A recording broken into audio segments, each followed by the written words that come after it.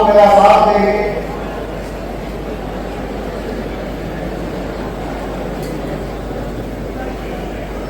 वंदे वंदे वंदे वंदे वंदे भारत माता की भारत माता की भारत माता की।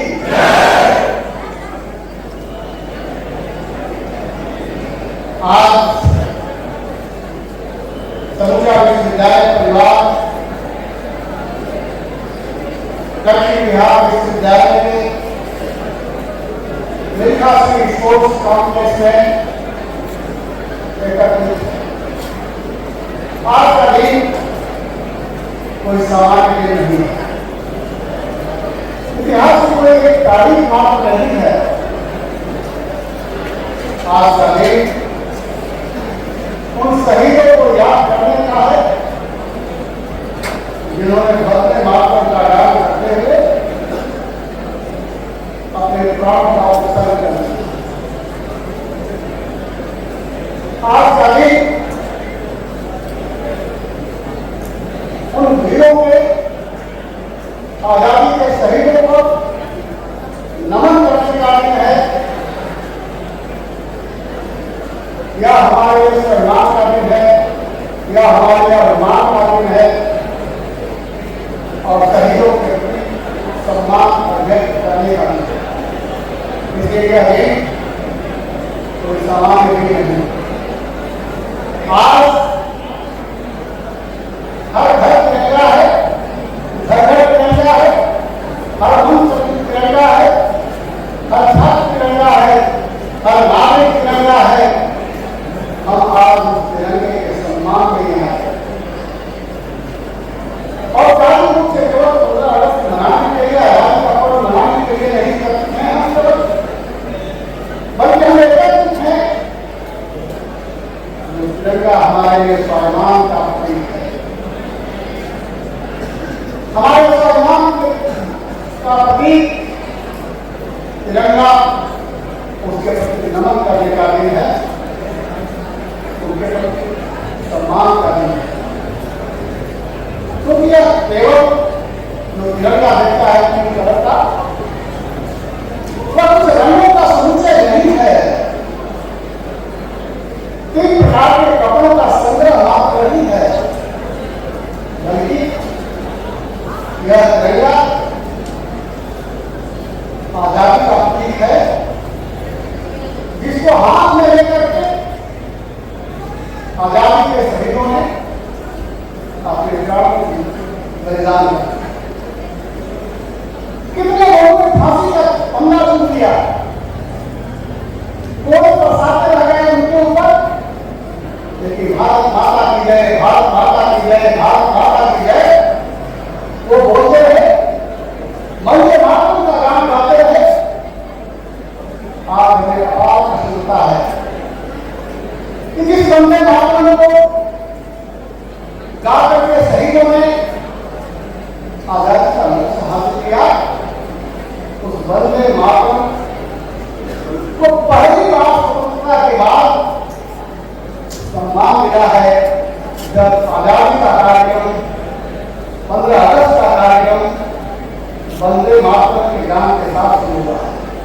यह आजादी का पहला, आजादी के बाद का यह पहला अवसर है जब वंदे मातरम के साथ लाल किले की प्राचीर से भारत के यशस्वी प्रधानमंत्री ने वंदे मातरम के गान के साथ अपना व्याख्यान शुरू किया।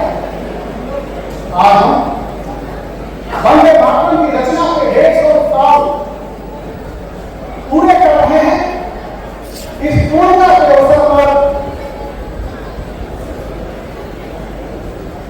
इस वंदे मातरम नाम के रचयिता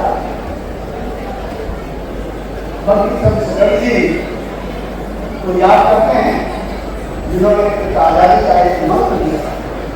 वंदे मातरम मात्र कुछ शब्दों का संग्रह नहीं है, एक वाक्य मात्र नहीं है, बल्कि स्वाधीनता का मंत्र है, एक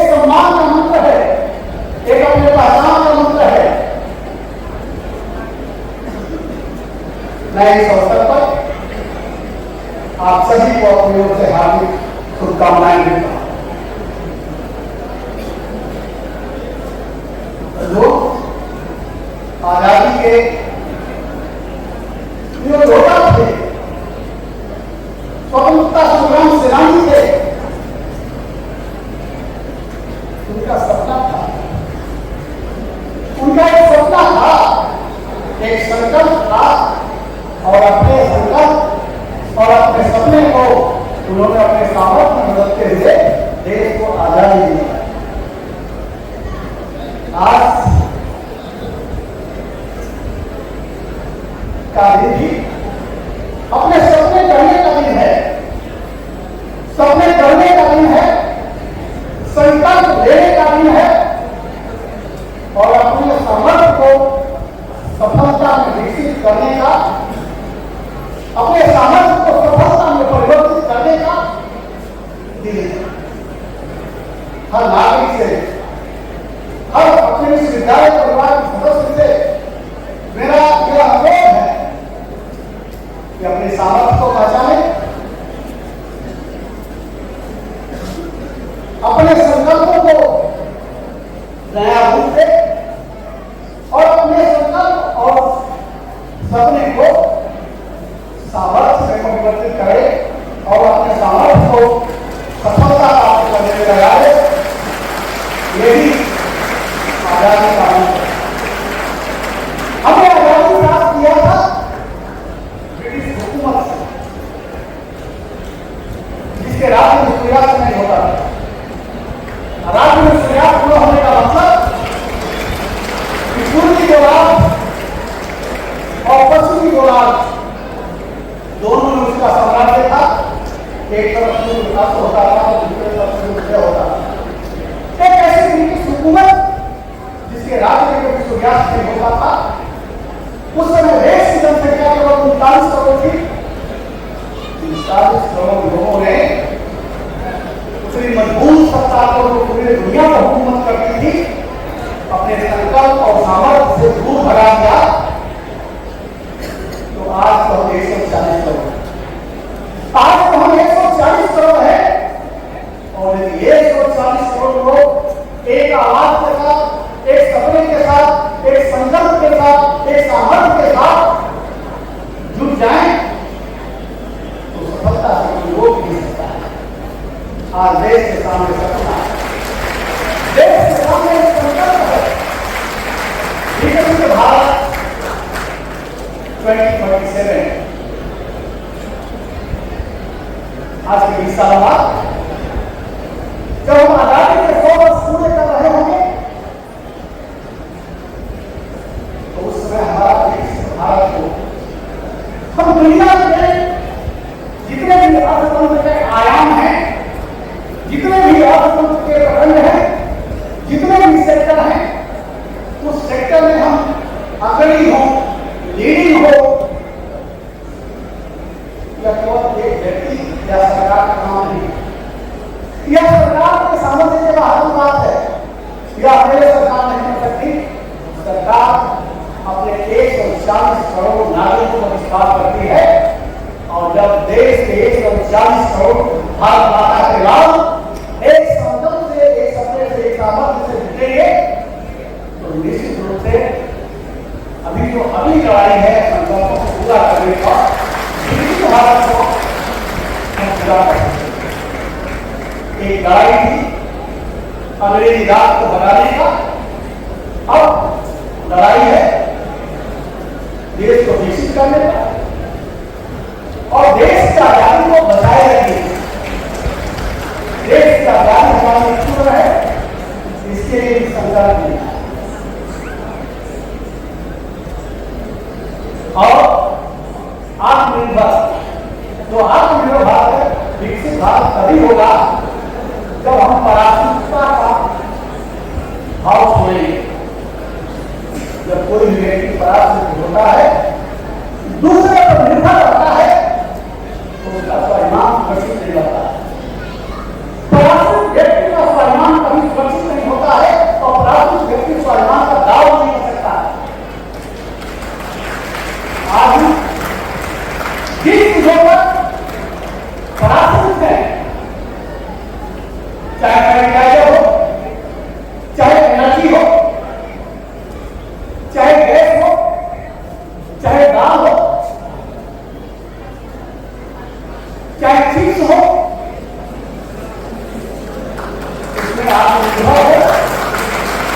समय की आवश्यकता है। आत्मनिर्भर हर क्षेत्र में और भारत ने इस दिशा में कदम बढ़ाया है।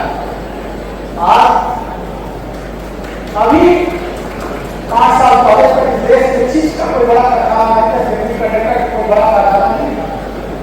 आज सेमीकंडक्टर के 3 बड़े कारखाने हैं और हम एक्सपोर्ट करने की दिशा में निर्माण। आज संसाधनों का वैश्विक स्तर पर वेपनाइजेशन हो रहा है। जिसके पास वो संसाधन है वो परिवर्तन का भाव रखना चाहिए, कॉम्प्लीमेंटरी का भाव रखना चाहिए। जो हमारा पास संपन्नता है उसका संपन्नता हम दूसरों को दे सकें और हमारा जो अभाव है दूसरों को पूरा कर सके। लेकिन ग्लोबल स्तर पर वैश्विक स्तर पर संसाधनों का वेपनाइजेशन किया जा रहा है, उनको हथियार बनाया जा रहा है। चाहे वो पेट्रोल हो, चाहे वो गैस हो, चाहे फर्टिलाइजर हो, चाहे चीज हो, और दुनिया में जो सबसे जरूरी है भारत को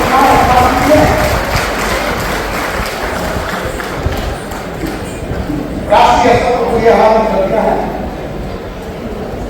और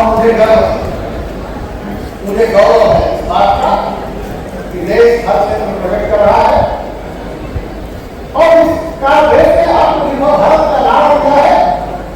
हमारे विश्वविद्यालय में भी आत्मनिर्भर विश्वविद्यालय का नारा दिया है।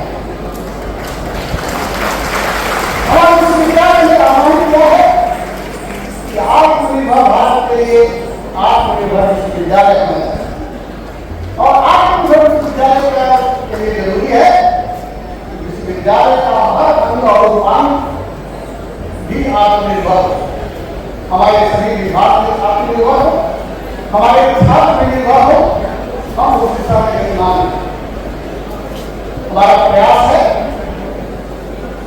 कि केवल शिक्षा का संख्यात्मक विस्तार न हो, शिक्षा का गुणात्मक विस्तार हो। हमने लक्ष्य लिया है विस्तार के लिए, तो इस सत्र से हम लोगों ने 4 नए विभाग खोले। 4 नए विभाग खोले। एक नया स्कूल खोला गया, म्यूजिक डिपार्टमेंट के साथ शुरू हुआ, इकोनॉमिक का डिपार्टमेंट शुरू हुआ, हॉर्टिकल्चर का डिपार्टमेंट शुरू हुआ, प्लांट ब्रीडिंग और जेनेटिक्स का डिपार्टमेंट शुरू हुआ और एक परिचय किया है कि आप हमारे विश्वविद्यालय में आए हैं। नाराज छात्रों का स्वागत करते हुए मैं चाहता हूं मेरे लिए एक संख्या नहीं, मेरे लिए इच्छा बात नहीं है, वो मेरे लिए संसाधन है। Their practice at least of for development, वह देश के विकास के बाद मैं उसको संसाधन के रूप में देखता हूँ, संख्या के रूप में देखता हूँ, मात्र छात्र के रूप में नहीं देखता हूँ, मैं उसको रिसोर्स के रूप में देखता हूँ। हम रिसोर्स यूटिलाइज करने के उनको एफिशिएंट करने के लिए हमारा ये लक्ष्य है। इस सत्र से 1 दर्जन स्किल डेवलपमेंट के कोर्सेज में शुरू हो, तो इस विश्वविद्यालय में हर साल डिग्री लेने के साथ साथ कोई स्किल भी लेकर के जाए, कोई एक कौशल भी लेकर के जाए, तो हमारा विश्वास है और किसी सत्र से जाए नहीं।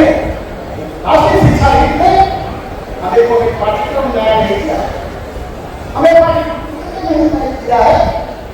हमको राष्ट्रीय शिक्षा नीति 2020 ने एक विकास का रोड मैप दिया है और उस रोड मैप पर चलते हुए हर छात्र विकसित हो, हर छात्र में स्किल को विकसित हो, हर छात्र में कोई कौशल विकसित हो, इसको लेने के लिए, इसको कार्यरूप देने के लिए, इसको मूल रूप देने के लिए हम संकल्पित हैं।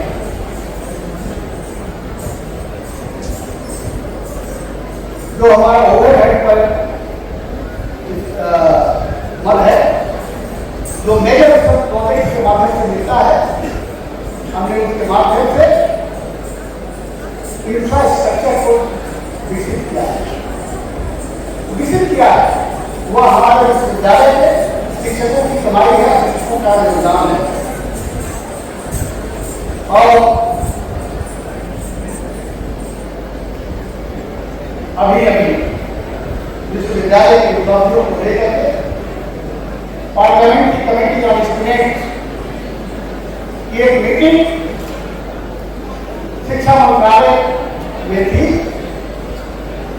जिसमें पार्लियामेंट्री कमेटी ऑन स्टूडेंट्स के चेयरमैन देख रेख में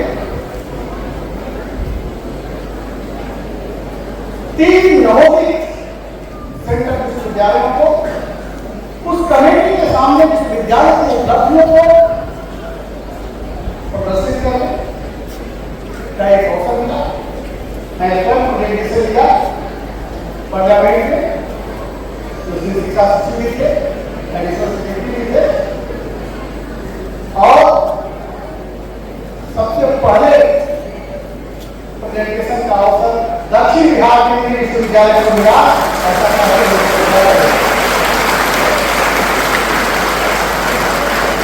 और आप उपलब्धियों से प्रभावित होकर, आप उपलब्धियों से प्रभावित होकर के पार्लियामेंट्री कमेटी ऑन स्टूडेंट ने कहा कि आप हमारे पास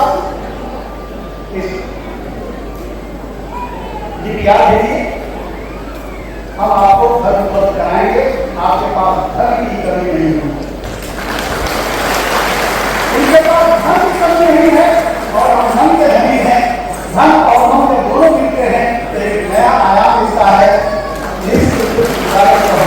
नया आयाम 500 करोड़ का डीपीआर हमने पार्लियामेंट्री कमेटी का स्टेट दिया है, उस पर हमारी बात चल रही है। मुझे लगता है वो भी मिल जाएगा और वह विश्वविद्यालय को उपलब्धि का। लेकिन मुझे यह कहने के लिए रस मात्र संकोच नहीं है, रस मात्र मुझे संकोच नहीं है कि यह उपलब्धि जो मिली है और लगातार जो उपलब्धियां मिलती जा रही है वह केवल एक व्यक्ति की नहीं है।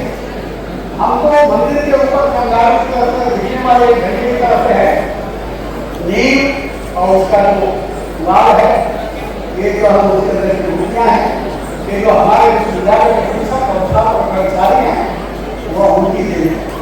मैं इस अवसर पर उनके परिश्रम, उनकी चुनौती, उनके साहस के प्रति सम्मान व्यक्त करता हूं। मुझे यही बताते हुए प्रसन्नता हो रही है कि केंद्रीय विद्यालय जो एक सपना था विश्वविद्यालय है कि कैंपस में एक केंद्रीय विश्वविद्यालय हो जिसमें शिक्षकों के वार्ड, छात्रों के और उनके बच्चे पढ़ सके, कर्मचारियों के बच्चे पढ़ सके। इसके लिए पूरी व्यवस्था का अभाव था। इस सबसे बड़ी अभाव हम पूरा करने जा रहे हैं और इसी सप्ताह इस कैंपस में केंद्रीय विश्वविद्यालय में नामांकन प्रारंभ हो रहे हैं और मुझे प्रसन्नता हो रही है कि ये विभाग इस साल से आईटी लागू कर रहा है जो भारत के चुनिंदा विश्वविद्यालयों में से है और अब उस आईटी में माइक्रो टीचिंग के लिए हमारे बीएड को बाहर नहीं ले जाना पड़ेगा, उस कैंपस में ही वो उपयोग कर सकेंगे और इस तरह से वह केंद्रीय विद्यालय शिक्षा के क्षेत्र में मानव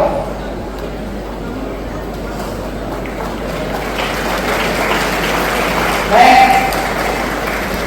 इस अवसर पर देख रहा हूं कि अपने घर बैठने की जरूरत है तो कुछ शक्तियां तो क्या हमें दोनों फ्रंट पर लड़ना है, वाइट फोर्सेस से भी लड़ना है और आंतरिक ताकतों से भी लड़ना है। आंतरिक ताकतों का तो सरकार वो लड़ती थी नक्सलिज्म, आज कहीं नाम लेने वाला भी कोई नहीं है नक्सलिज्म का।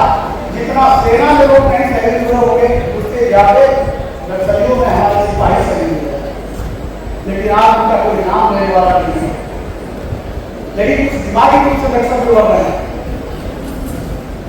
हम सब लोगों को उन ताकतों को भी देखना पड़ेगा और राष्ट्र हित में, समाज हित में सोचने वाले ताकतों को बढ़ावा देना। ये प्रसन्नता है कि दक्षिण बिहार केंद्रीय विश्वविद्यालय श्रद्धा और उल्लास के साथ आज का दिन मना रहा है। मैं इसी के साथ पुनः आजादी के शहीदों के प्रति सम्मान व्यक्त करते हुए, उनका सम्मान करते हुए, तिरंगे का मान सम्मान करते हुए, वंदे मातरम का गान करते हुए, वंदे मातरम का सम्मान करते हुए अपनी वाणी को विश्राम देता हूँ और पुनः